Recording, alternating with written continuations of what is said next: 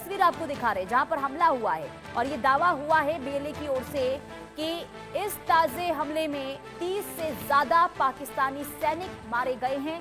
हालांकि पाकिस्तान की ओर से इसे लेकर कोई भी आधिकारिक पुष्टि फिलहाल नहीं की गई है।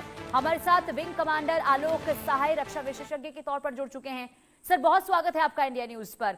ये जो तस्वीर इस वक्त हम बीएलए की ओर से जो हमले की देख रहे हैं, बलूचिस्तान में एक बार फिर से देखिए हमला हुआ है।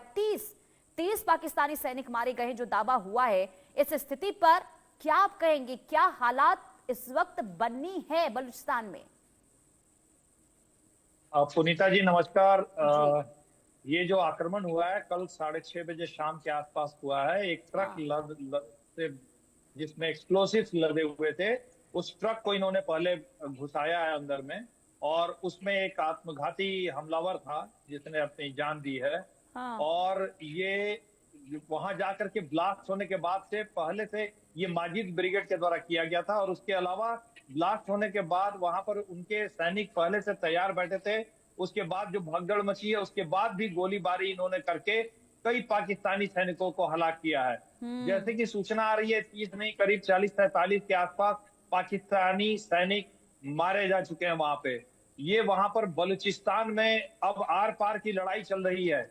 इतने बड़े क्षेत्र को जिसका ज्योग्राफिकल परसेंटेज जो है वो पाकिस्तान में करीब 40% से भी ज्यादा है, उसको इस तरह से इन लोगों ने एक्सप्लॉइट करके रखा है, मार्जिनलाइज करके रखा है। ये जो पंजाबी कल्चर है पाकिस्तान में डोमिनेट करने का दूसरे ट्राइब को और दूसरे एथनिक ग्रुप्स को, यही इसके आंदोलन का मुख्य कारण है। और जब तक पाकिस्तान के हुक्मरानों की मानसिकता बदलेगी नहीं, अब बलूचिस्तान की आग जलती रहेगी, धधकती रहेगी। और मुझे तो ऐसा लग रहा है कि पाकिस्तान के टुकड़े होने में अब ज्यादा दिन नहीं है। जी पुनीता जी। लेकिन सर, जो इस वक्त हम देख रहे हैं, क्योंकि देखिए ये कहीं ना कहीं ये जरूर माना जा रहा है कि बहुत बड़ी चूक है सुरक्षा के लिहाज से अगर हम देखें, क्योंकि अब तक जितने भी हमले हुए हैं पाकिस्तानी सेना की ओर से, बीएलए हो या फिर टीटीपी की, कोई भी हमले रोके नहीं जा रहे। हर हमलों को रोक पाने में ये पाकिस्तानी जो सैनिक है वो नाकाम साबित हो रहे हैं। तो आखिर ये हालात जो बीएलए की ओर से या फिर टीटीपी की ओर से बनाने की कोशिश हो रही है पाकिस्तान के अंदर, क्या माना जाए कि पाकिस्तान बहुत बड़ी टूट की कगार पर है, या फिर आने वाले दिनों में बहुत ज्यादा स्थिति पाकिस्तान की खराब हो सकती है अगर ऐसे ही हमले हुए तो? जी पुनीता जी, बिल्कुल। ये सिर्फ बलूचिस्तानी नहीं है, वहां के जितने एथनिक ग्रुप हैं सबने धीरे धीरे झंडे खड़े करने शुरू कर दिया। सिंध में भी वैसे ही सुलगाहट चल रही है। सिंध को भी इन लोगों ने अच्छी तरह से नहीं उनका व्यवहार सिंधियों के साथ बहुत ही खराब है। उधर अफगानिस्तान के साथ में जो खैबर पख्तूनख्वा का जो क्षेत्र है नॉर्थ वेस्ट में, वहां देखिए स्थिति काफी एक्सप्लोसिव हो गई। वहां तो युद्ध लगभग चल रहा है। और अभी जिस तरह से आक्रमण किया पाकिस्तान ने वहां पे, वो उनका जवाबी आक्रमण होने ही वाला है। 1-2 दिन में आप देखेंगे कि एक बहुत ही बड़ा आक्रमण होगा वहां से अफगानियों का।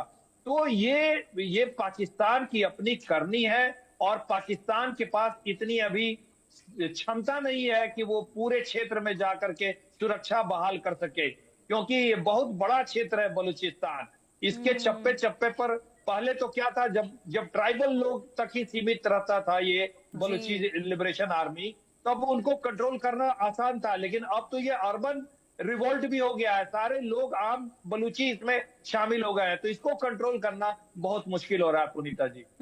और ये जो हमले हुए हैं जो लगातार हम देख रहे हैं, ये बढ़ रहे हैं, ये तो कहीं ना कहीं ये दिखाता है ना सर कि बीएलए की स्थिति पहले से ज्यादा मजबूत हुई है। उसके सामने पाकिस्तान की सेना कमजोर दिखाई दे रही है।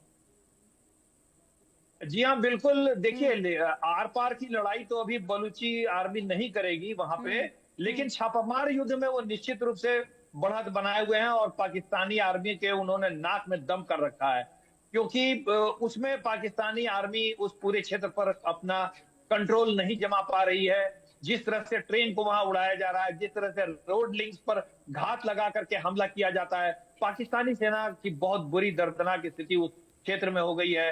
कई ऐसे वीडियोज आए हैं कि रोड में पहाड़ी के क्षेत्रों में घात लगा करके इनके बख्तरबंद गाड़ियों को, पाकिस्तानी बख्तरबंद गाड़ियों को उड़ा दिया गया। उनके सैनिकों को चेस करके चारों तरफ से घेर करके मारा गया। तो सैनिकों की भी, पाकिस्तानी सैनिकों की भी बहुत बुरी स्थिति है। वो काफी डरे हुए रहते हैं। कहीं उनका आना जाना भी बिल्कुल मुश्किल हो चुका है। तो बलूचिस्तान जो है अब बिल्कुल आर पार की लड़ाई के मूड में है, और वहां स्थिति अब ऐसी हो चुकी है कि ज्यादा दिन नहीं है कि बलूचिस्तान जो है वो अब अपना वहां एक अलग झंडा लेकर के खड़ा हो जाएगा। जी हाँ। और ये भी समझाइए सर, ये जो ग्वादर वाला जो इलाका है या फिर जो आसपास के क्षेत्र है, यहाँ पर ज्यादा हमले बीएलए की तरफ से देखने को मिलते हैं। आखिर इसके पीछे की वजह क्या, रणनीति का वजह अगर समझाइए कि आखिर बीएलए इस पूरे इलाके पर आखिर कंट्रोल क्यों करना चाहता है, यहाँ पर लगातार जो हमले बढ़े हैं इसके पीछे की वजह क्या है सर? अब पुनीता जी देखिए, बात हाँ। यह है ना कि ग्वादर पोर्ट जब डेवलप किया जाने लगा तो हम्म। बल्कि बलूचियों को एक आशा जगी थी कि इस क्षेत्र में विकास होगा तो उनके लोगों का भी विकास होगा, हम्म। उनके लोगों की भागीदारी होगी। लेकिन ऐसा पाकिस्तान ने नहीं किया। आप देखिए, पाकिस्तान ने चीन से इंजीनियर्स मंगाए, पाकिस्तानी इंजीनियर्स भेजे।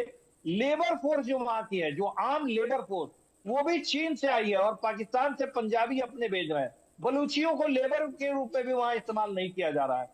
और जितने भी वहां के प्रोजेक्ट्स हैं उस क्षेत्र में, सिर्फ ग्वादर प्रोजेक्ट ही नहीं, वहां देखिए जितने मिनरल रिसोर्सेज है, नेचुरल गैस का रिसोर्सेज है, वो सब वहां से एक्सट्रैक्ट करती है पाकिस्तानी हुक्मरान, वहां से एक्सट्रैक्ट करते हैं, और उसका कोई बेनिफिट वहां पर बलूचियों को नहीं मिलता है।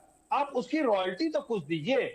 तो बलूचियों को आप उसमें आत्म उनमें जो है असंतोष इतना गहरा हो गया है अब कि अब उनकी सारी आशाएं खत्म हो चुकी हैं। उन्होंने लड़के भी देख लिया, वो किसी भी हालत में पीसफुल तरीके से, शांतिपूर्वक तरीके से उन्होंने आंदोलन किया। तो उस आंदोलन को जिस तरह से इन्होंने दबाया, जिस तरह से हत्याएं की बलूची नेताओं की, कई वहां पर जो बलूची घर है, हर दूसरे घर में एक बलूची आदमी गायब है, उसको किडनैप करके ले जाते हैं, उसका कुछ पता ही नहीं चलता है। इस तरह से इन्होंने वहां पर दमन चला रखा है। तो ऐसे में पाकिस्तान अब बिल्कुल आशा नहीं कर सकता कि बलूचिस्तान को वो लंबे समय तक अपने कंट्रोल में कर पाएगा। जी हाँ। और सोचिए कि अगर ये बीएलए को कंट्रोल नहीं कर पा रहे हैं, अगर मान लीजिए कि टीटीपी और इसके अलावा जो अलग अलग संगठन हैं जो काफी एक्टिव हो गए हैं और लगातार हम देख रहे हैं उनकी तरफ से अलग अलग क्षेत्र में जो है हमले बढ़ गए हैं, और ऐसे में अगर इनकी एकजुटता देखने को मिलती है तो फिर तो बहुत मुसीबत पाकिस्तानी सेना के सामने और बहुत बड़ी चुनौती हो जाएगी। और क्या ऐसी संभावना है कि सभी जो संगठन हैं वो एकजुट होंगे और पाकिस्तानी सेना और सरकार के खिलाफ इस तरीके से हमले जो है उनके तेज होते हुए दिखाई देंगे सर? अब पुनीता जी देखिए, दोनों के क्षेत्र अलग हैं। जो खैबर पख्तूनख्वा का क्षेत्र है वो नॉर्थ वेस्ट में है, और ये जो बलूची एरिया है वो साउथ वेस्ट में है। जी, जी। तो दोनों में ज्योग्राफिकल डिस्टेंस है, इसलिए तुरंत आपस में तो अभी मिलने की स्थिति नहीं बन रही है। बीच में और भी दूसरे क्षेत्र आते हैं, लेकिन दो तरफा मार पाकिस्तान को झेलनी पड़ेगी दोनों तरफ से। उत्तर की तरफ से टीटीपी उनको मार रहा है, और दक्षिण की तरफ से बलूची आर्मी उनको मार रही है। ये पाकिस्तान के लिए एक बहुत ही खतरनाक स्थिति है, और उसके सैनिकों का मोराल इससे काफी डाउन हो रहा है। जी हाँ।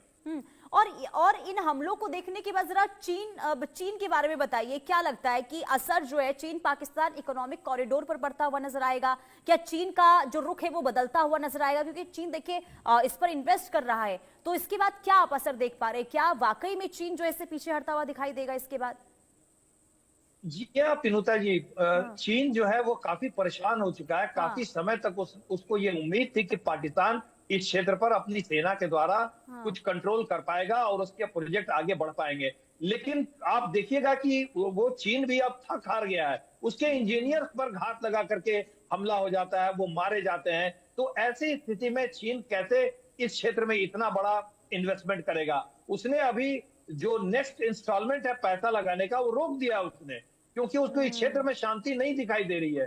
तो ये भी पाकिस्तान के लिए एक बहुत बड़ा सेटबैक होगा कि अगर चीन जो है अपने इन प्रोजेक्ट्स पर इन्वेस्टमेंट करना रोक दे। तो तत्काल तो चीन ने रोक ही दिया है, अब आगे वो करता है कि नहीं ये देखना पड़ेगा।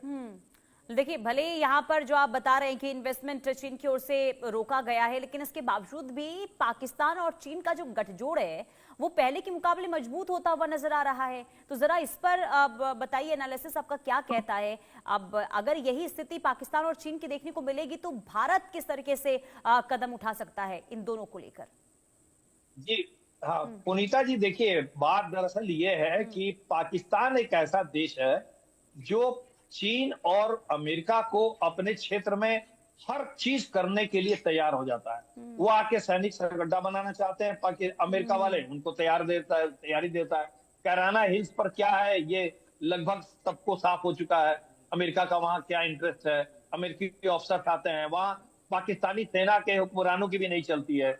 उसी तरह से चीन भी जिस तरह से जाता है पाकिस्तान को इस्तेमाल करता है, और पाकिस्तान हाथ में मतलब नंगा होकर के खड़ा रहता है इनके सामने कि आप जो कहिए हुजूर मैं वो करने को तैयार हूं। तो ऐसे देश का साथ चीन और अमेरिका नहीं छोड़ेंगे, और यही कारण है कि चीन जो है वो पाकिस्तान को बुरी तरह से पकड़े हुए है और उसको वो बर्बाद करके छोड़ेगा। जिस तरह से वहां पाकिस्तान में उनका इन्वेस्टमेंट हुआ है वो रिटर्न नहीं मिलने वाला है। पाकिस्तान की स्थिति आर्थिक रूप से और सैनिक रूप से, दोनों रूप से खराब होती जा रही है। तो वो रिटर्न तो चीन को मिलेगा नहीं, लेकिन चीन की यही नीति रही है कि इतना इन्वेस्टमेंट कर दो कि वो छोटा देश जो है वो आपको रिटर्न वापस नहीं कर सके और धीरे धीरे उस क्षेत्र पर वो अपना आधिपत्य जमा ले।